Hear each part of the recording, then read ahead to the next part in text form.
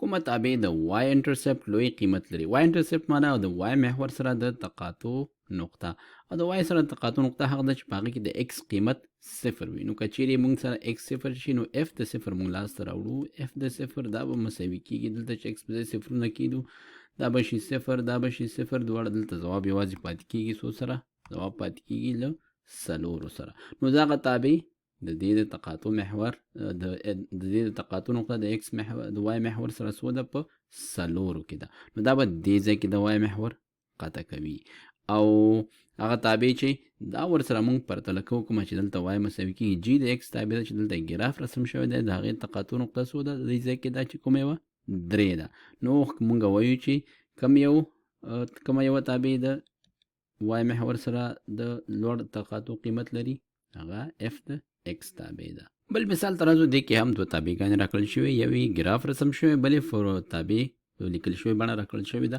نو دلته وایي چې څو لاندې تابعګانې څو مشترک جذرونه لري. نو د دې د پیدا کولو لپاره موږ راځو لومړی ګورو دغه د جي ایکس تابع چې ده دې کې ګورو چې دا دوه جذرونه لري. یو جذر کم یو دی، یو جذر دا دوه دی، او بل جذر منفي یو دی. دې څه نه ده؟ ګراف نه معلومیږي چې دا د دې حلونه دي. همدارنګه اوس دې لپاره چې معلوم کړو چې دې سره څو مشترک جذرونه لري، موږ کولی شو چې د دې جذرونه پیدا کړو، او یا هم داسې کولی شو چې د دې دواړو جذرونو څخه یو راواخلو او دې تابع کې وضع کوو، وګورو چې دا تابع همدا قیمت په لاس ورکوي او که نه ورکوي.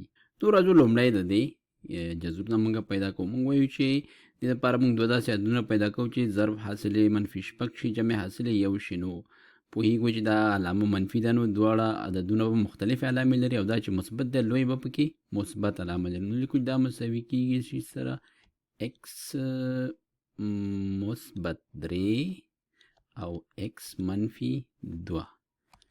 ایکس منفي 2 نو دا په دوه چې دې کې ضرب شي منفي شپږ کېږي سره جمع شي یو کېږي. نو دا د دې جذرونه شول. اوس راځو لاسته راوړو چې ایکس جمع 3 مساوي صفر شي، نو دا به مساوي صفر کېږي، او یا ایکس منفي 2 مساوي صفر شي، نو دا ټوله معادله به مساوي له صفر سره کېږي. دې ځای نه د ایکس قیمتونه لاسته راوړو دواړو خواو سره چې 3 جمع شي ایکس مساوي منفي 3، او یا ایکس مساوي دلته چې 2 جمع کو دا به شي 2. نو د دې جذرونه دي ایکس مساوي 2 او ایکس مساوي منفي 3. اوس راځو ګورو چې څو د بل سره مشترک لري. یو خو منفي 3 دی، منفي 3 دې ځای کې راځي، دا خو مشترک نه دی، دا یو جذر شو. دوهم جذر ایکس مساوي 2 دی، ایکس مساوي 2 دې ځای کې راځي. نو وینو چې یو جذر دې دواړو سره څه دی؟ دا سره مشترک دی. نو تابعګانې څو مشترک جذرونه لري؟ یوازې یو. وروستي مثال ته راځو. یا لاندې تابعګانې عین مقاروالی لري که نه؟ نو مقاروالی لرل دا معنا چې دا پورته خلاصېږي یا ښکته خلاصېږي. مثلا که چیرې داسې یوه تابع وي هغه پورته خوله خلاصېږي، دې مقاروالی څنګه دی؟ پورته خواته دی، دا طرف یې مقار دی. او که چیرې داسې تابع وي چې لاندې خواته خلاصېږي، نو موږ وایو چې د دې مقاروالی کومه خوا دی؟ لاندې خواته دی.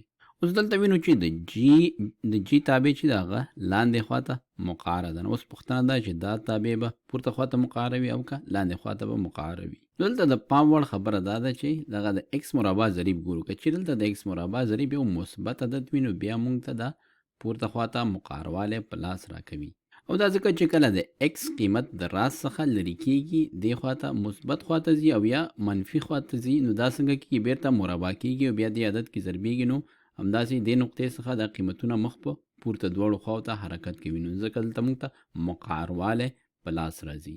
نو ومولیدل چې دا تابع پورته خواته مقاروالی لري، او دا چې کوم رسمه شوې ده د ښکته خواته مقاروالی لري. نو موږ وایو چې ځواب د دې څه شی دی؟ ځواب د دې دی نه. که چیرې دلته منفي 4 وی بیا به په دې شکل د دې مقاروالی په لاس راتلو، په هغه وخت صورت کې بیا ځواب څه شی و؟ ځواب هو.